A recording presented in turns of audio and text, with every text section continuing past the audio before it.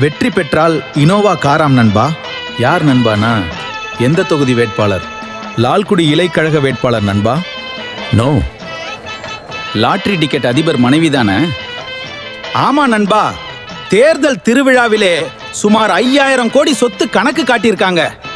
இந்த வேட்பாளர் இதற்கு முன் வேறு கட்சியில் இருந்தவரம். அப்படியா? ஆமாம். நம்ப முடியவில்லையே. இலைக்கழகத்தில் சேர்ந்தவுடன் வேட்பாளராக போட்டி போட வாய்ப்பு கிடைத்துள்ளது நண்பா. பணம் கொடுத்து இலைக்கழகத்தை விலைக்கு வாங்கிவிட்டார்களா? லாட்டரி நிறுவனம் சூரிய கழகத்துக்கு சுமார் 500 கோடி தேர்தல் நிதியா கொடுத்திருக்காங்க நண்பா. இரு கழகங்களும் மக்களும் பணத்துல மட்டுமே கவனமா இருக்காங்க. பொறுத்திருந்து பாப்போம் நண்பா. இத பத்தி நீங்க என்ன நினைக்கிறீங்கன்னு கமெண்ட்ல சொல்லுங்க. மறக்காம வீடியோவை ஷேர் பண்ணுங்க. நாளைக்கு பார்க்கலாம். காரை நம்ம வச்சிருக்கிறோம். இந்த காரை வச்சிருந்த சொப்பன சுந்தரியை இப்ப யாரு வச்சிருக்காங்கன்னு கேக்குறான்.